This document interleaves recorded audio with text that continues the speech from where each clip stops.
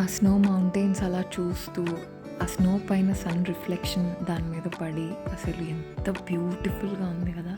Armenia day 1 బాగోదేమో అనుకున్నాను. But ఈ views అన్నీ చూసిన తర్వాత అసలు అర్మేనియా చాలా నచ్చింది నాకు. It was very beautiful. Next మనం అథెంటిక్‌గా ట్రెడిషనల్ వైన్ ఒకప్పుడు తయారు చేసిన గుహలు ఉన్నాయి, కేవ్స్ ఉన్నాయి. సో మనం అక్కడికి వెళ్తున్నాము. సో దీస్ ఆర్ కుండలన్నమాట, vessels.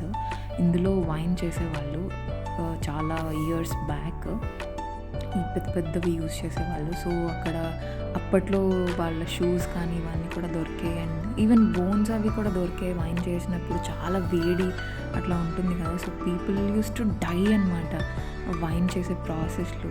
So they even got bones and all. ఏంటో ఈ కేబుల్ చాలా వెచ్చగా ఉంది, బయట చల్లగా ఉన్నా కూడా. I don't know why.